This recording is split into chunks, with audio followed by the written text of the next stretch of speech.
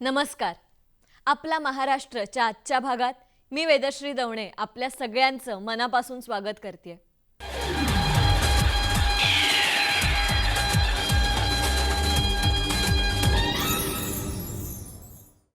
गेले 10 दिवस फक्त आपला महाराष्ट्रच नाही तर संपूर्ण जगाचं वातावरण हे बाप्पामय झालं होतं. अगदी श्री गणेशाच्या आगमनापासून ते विसर्जनापर्यंत सगळीकडे एकच नाद ऐकू येत होता, तो म्हणजे गणपती बाप्पा मोरया. अगदी महाराष्ट्राच्या कानाकोपऱ्यात प्रत्येक ठिकाणी श्री गणेशच भरून राहिला होता. लहान मुलांपासून ते आजी आजोबांपर्यंत प्रत्येक जण श्री गणेशाच्या भक्तीत तल्लीन झाले होते. लोकमान्य टिळकांनी सुरू केलेली ही सार्वजनिक गणेशोत्सवाची परंपरा आजही तितक्याच उत्साहात पार पाडली जाते. गणेशोत्सवाचे हे मंगलमयी क्षण आज आपण पुन्हा एकदा अनुभवूयात. गणरायाच्या आगमनाने सगळीकडे एका वेगळ्याच अकल्पित ऊर्जेचा संचार झाला होता. घराघरात वेगवेगळ्या प्रकारची सजावट आपल्या बाप्पासाठी केली होती. आकर्षक मखर तसेच छोटे छोटे देखावे सुद्धा आपल्या घरातल्या गणपतीसाठी तयार केले होते. टाळ मृदुंगाच्या साथीत घरोघरी बाप्पाच्या आरत्या अगदी जोशात म्हटल्या जात होत्या.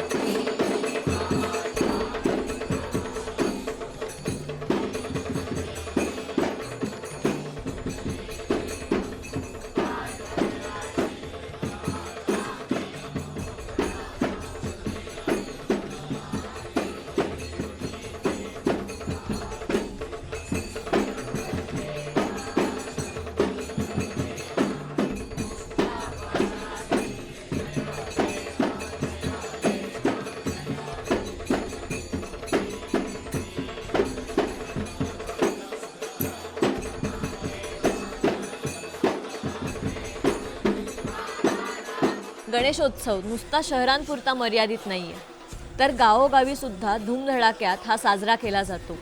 आणि आपल्या कोकणात तर पारंपरिक पद्धतीने हा साजरा केलाच जातो.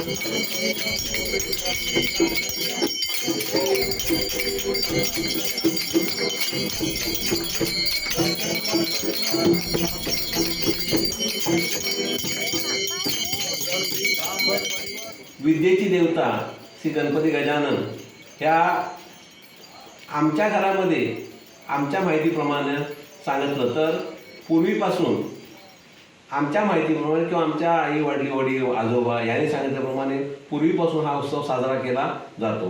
हा उत्सव मोठ्या थाटामाटात साजरा केला जातो. विद्येची देवता गणराय ज्या दिवशी येणार आहे त्याच्या अगोदरच 1 महिनाभर त्या गणपती उत्सवाची तयारी चालू असते.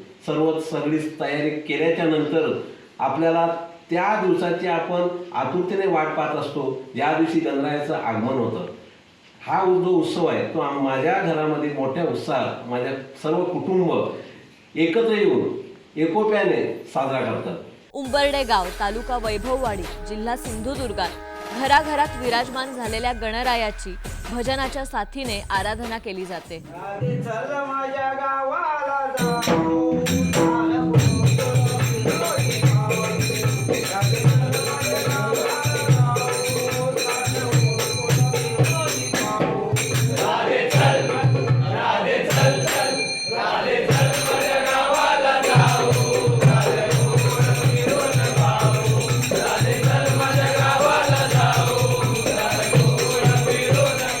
गणपती बाप्पा आल्यानंतर गौराईचं आगमन झालं.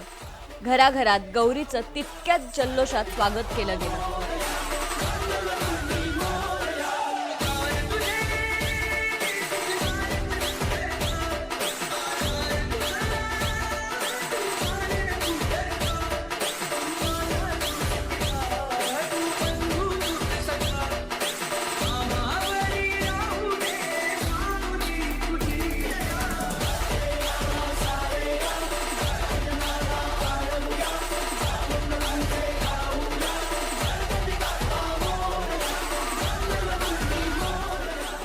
आणि मग 5 दिवसांनंतर वाजत गाजत गौरी गणपतीचं विसर्जन करण्यात आलं. सहकारी शिक्षण विकास समूह या वरळी येथील मराठा हायस्कूल या शाळेमध्ये सुद्धा गणरायाची 1.5 दिवस प्रतिष्ठापना करण्यात आली होती आणि त्या निमित्ताने खास सांस्कृतिक कार्यक्रमांचं आयोजन केलं होतं. या सांस्कृतिक कार्यक्रमातील वैशिष्ट्य होतं ते म्हणजे मंगळागौर.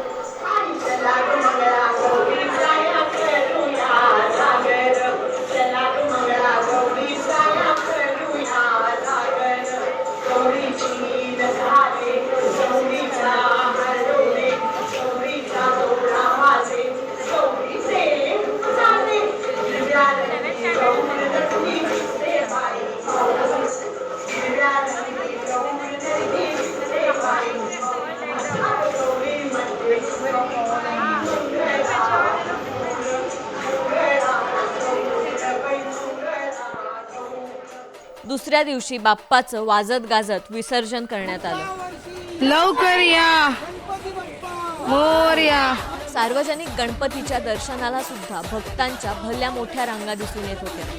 आपल्या लाडक्या बाप्पाचं दर्शन घेण्यासाठी भक्तगण तासनतास न थकता रांगेत उभे होते. सार्वजनिक गणेश मंडळांनी विविध सामाजिक उपक्रम सुद्धा यावेळी राबवले होते. गणरायाची विविध रूपं भक्तगण आपल्या डोळ्यात साठवून घेत होते. लोअर परेल इथल्या श्री सिद्धिविनायक मित्र मंडळाचं हे 20वं वर्ष आहे. यावर्षी या मंडळात छत्रपती शिवाजी महाराजांच्या राज्याभिषेक सोहळ्यावर आधारित अप्रतिम सजावट करण्यात आली होती आणि सत्यनारायणाच्या पूजेचं आयोजन सुद्धा यावेळी करण्यात आलं होतं.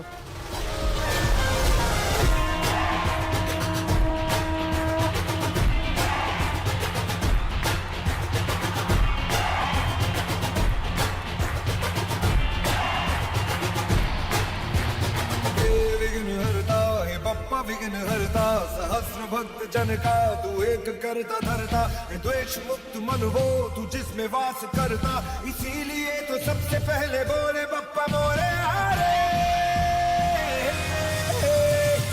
विघ्न हरता है बप्पा विघ्न हरता लगते रहे माथे पे जिसके भी निखरता कर्म की कसौटी पे है खरा उतरता इसीलिए तो सबसे पहले बोले बप्पा मोरे हरे.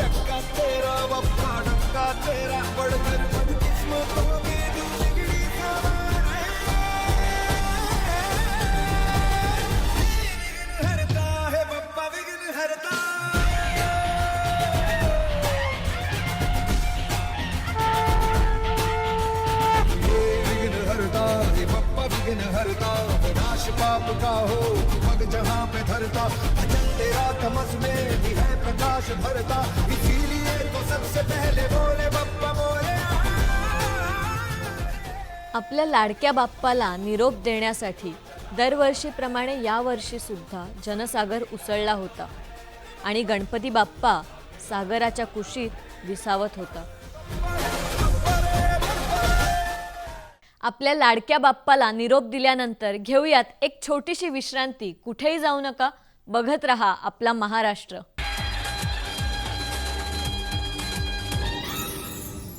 विश्रांतीनंतर आपला महाराष्ट्र या कार्यक्रमात आपल्या सगळ्यांचं मनापासून स्वागत. आपल्या आयुष्यात आपल्या आईवडिलांनंतर सगळ्यात महत्त्वाचं स्थान असतं ते म्हणजे आपल्या गुरूंचं, अर्थात आपल्या शिक्षकांचं. कारण हेच शिक्षक आपल्याला आपल्या आयुष्यात खऱ्या अर्थाने घडवत असतात, जगायला शिकवत असतात. आणि म्हणूनच आपल्या शिक्षकांचे ऋण कायम स्मरणात राहण्यासाठी 5 सप्टेंबर म्हणजेच आपण शिक्षक दिन म्हणून साजरा करतो. आणि या दिवसाचं औचित्य साधून महाराष्ट्र शासनातर्फे काही ठराविक शिक्षकांचा त्यांच्या शिक्षण क्षेत्रातील योगदानाबद्दल गौरव करण्यात येतो. याही वर्षी आपल्या महाराष्ट्राचे मुख्यमंत्री माननीय श्रीयुत एकनाथ शिंदे आणि उपमुख्यमंत्री श्रीयुत अजित पवार यांच्या हस्ते क्रांतीज्योती सावित्रीबाई फुले राज्य शिक्षक गुणगौरव पुरस्कार देऊन सन्मान करण्यात आला. बघूयात या सोहळ्याची काही क्षणचित्र आणि आपणही अभिवादन करूयात या गुणी शिक्षकांना. राज्यातील 108 शिक्षकांना या पुरस्काराने गौरविण्यात आलं. या पुरस्कार प्राप्त शिक्षकांमध्ये अनुक्रमे 37 प्राथमिक, 39 माध्यमिक, आदिवासी क्षेत्रात उत्कृष्ट काम करणारे 19 शिक्षक, आदर्श शिक्षक पुरस्कार प्राप्त 8 शिक्षक, 2 विशेष शिक्षा कला आणि क्रीडा पुरस्कार, 1 दिव्यांग विद्यार्थ्यांच्या शाळेतील शिक्षक आणि स्काउट गाईडच्या 2 शिक्षकांचा समावेश होता. माननीय मुख्यमंत्री श्रीयुत एकनाथ शिंदे यांच्या हस्ते या सर्व शिक्षकांना पुरस्कार देऊन गौरवण्यात आलं.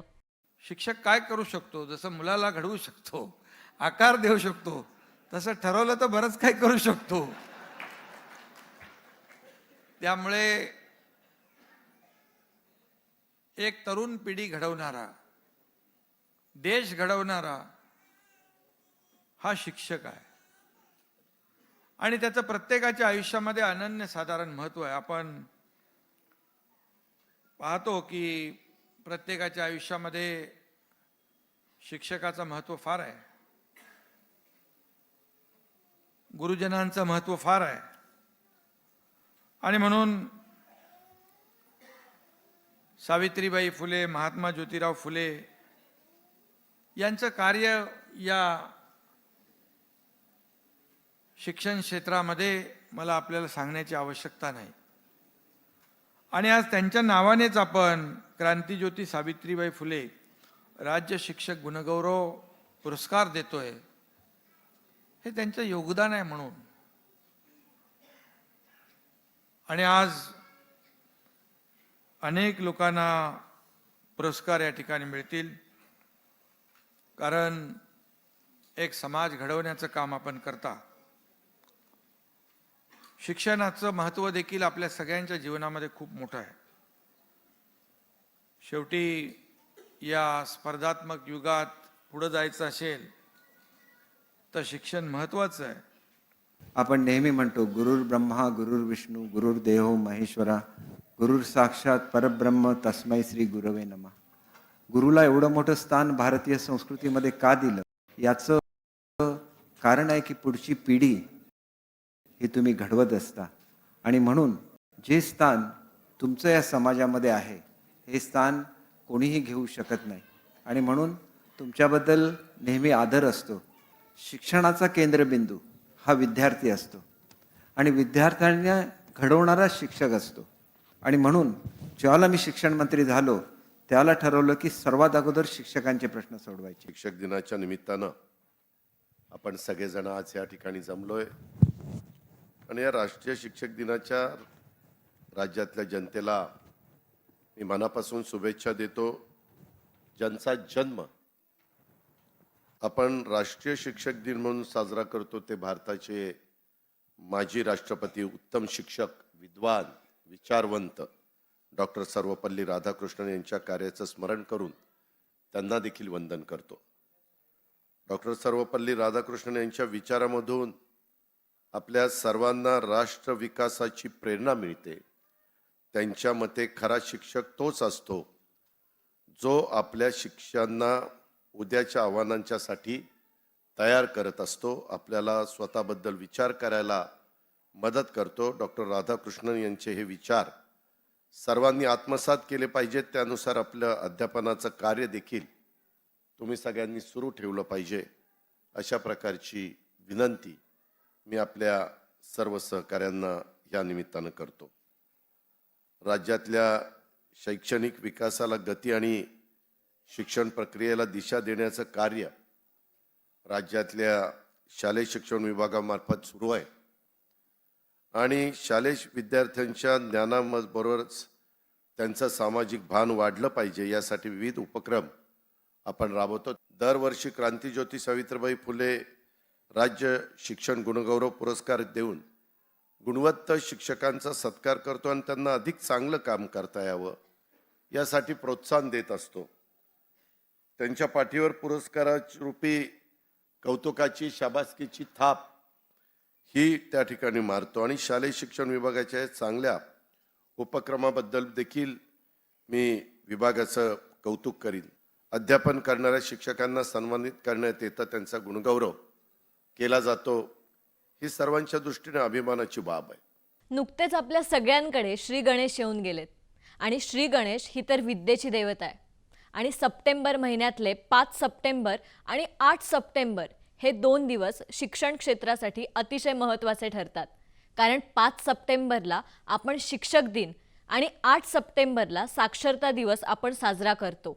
आणि याच 2 महत्त्वाच्या दिवसांच्या अनुषंगाने शाळांमध्ये वेगवेगळे प्रयोग केले जात आहेत. असाच एक वेगळा प्रयोग केलाय एका शाळेत, तो आपण बघूयात.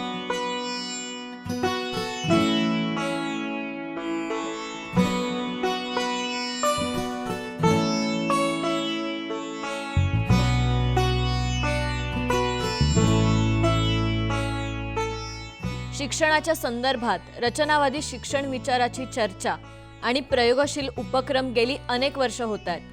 कृतीशील शिक्षणावर भर असं याचं स्वरूप आहे. मात्र या पद्धतीचे प्रयोग अगदी जाणीवपूर्वक करणारी पालघर जिल्ह्याच्या तलासरी तालुक्यातली गिरगाव केंद्राची जिल्हा परिषदेची ही शाळा.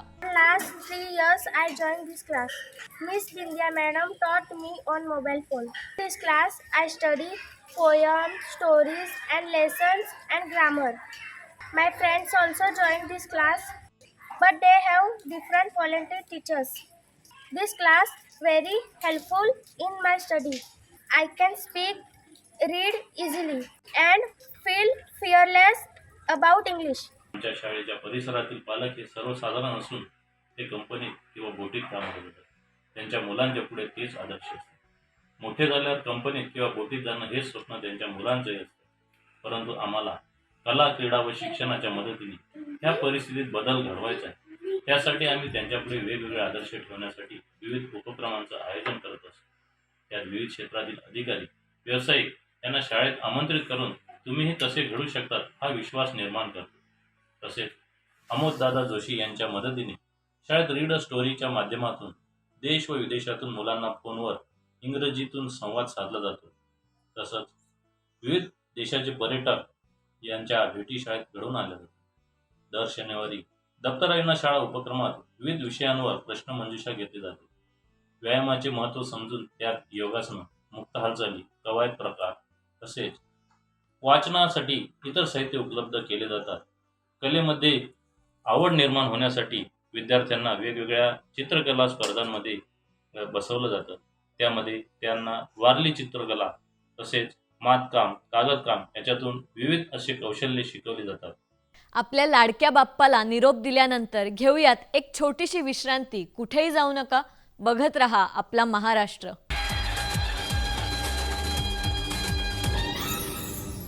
विश्रांतीनंतर आपला महाराष्ट्र या कार्यक्रमात आपल्या सगळ्यांचं मनापासून स्वागत. आपल्या महाराष्ट्राची राजधानी कुठली? अर्थात मुंबई. आणि ही मुंबई आपल्या सगळ्यांची लाडकी आहे. आणि ह्या लाडक्या मुंबईची काळजी घेणं हे सुद्धा आपल्याच हातात आहे. आणि म्हणूनच आपल्या मुंबईच्या हवेची गुणवत्ता सुधारण्यासाठी आणि मुंबईभोवती जंगलं निर्माण करण्यासाठी बृहन्मुंबई महानगरपालिकेने संपूर्ण मुंबईत नवीन शहरी मियावाकी पद्धतीची जंगलं निर्माण करणारे प्रकल्प हाती घेतलेत. सुप्रसिद्ध वनस्पती शास्त्रज्ञ डॉक्टर अकिरा मियावाकी यांनी हे तंत्र विकसित केलंय. मियावाकी फॉरेस्ट म्हणजे काय? उत्सुकता आहे? चला बघूयात.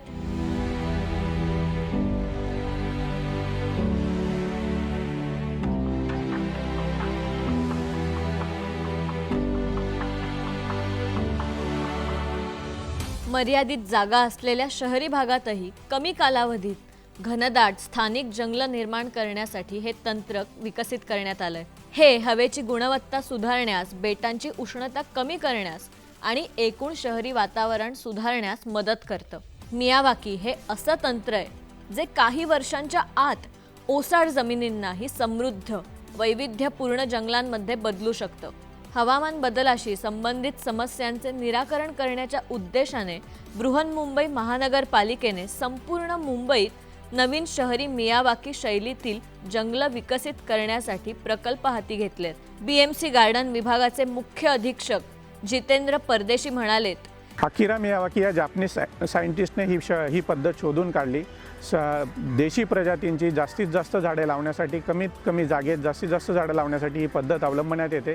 म्हणून मुंबई महानगरपालिकेने ही पद्धत अवलंबली. मुंबईत जागेचा प्रश्न खूप भीषण असल्यामुळे कमीत कमी जागेत जास्त ग्रीनरी करण्यासाठी मुंबई महानगरपालिका सर्वतोपरी प्रयत्न करत असते. त्यामध्ये व्हर्टिकल गार्डन असेल, त्यामध्ये टेरेस गार्डन असेल, त्याचाच पुढचा भाग म्हणून ब्रिज खाली जे आपण ग्रीनरी केली ती असेल, किंवा त्याचा आता याचा पुढचा टप्पा म्हणजे मियावाकी फॉरेस्ट. म्हणजे मुंबईत जे शक्य आहे ते मुंबई महापालिका ग्रीनरी करण्यासाठी करते. आणि याचाच एक मोठा प्रयोग म्हणजे आपण मियावाकी पद्धतीने मुंबई महानगरपालिकेने आतापर्यंत 70 ठिकाणी अशी छोटी छोटी मिनी फॉरेस्ट निर्माण केलेली आहे. यात जवळपास 4.5 लाख देशी प्रजातींची झाडं लावण्यात आलेली आहेत.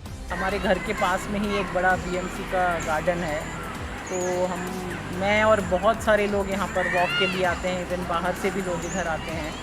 तो ये हमारे पिछले जो 4-5 साल पहले यहाँ पर मियावाकी फॉरेस्टेशन का अभियान चलाया गया था, और बहुत सारा जो गार्डन में खाली जगह थी वहाँ पर ये मियावाकी का प्लांटेशन किया था. इसमें ये एडवांटेज है कि इसको बहुत लो मेंटेनेंस है, और एक बार आपने लगा दिया तो इसमें ज़्यादा कुछ खर्चा नहीं आता है, देख रेख की इतनी ज़्यादा ज़रूरत नहीं है, और इसकी ग्रोथ भी बहुत जल्दी होती है.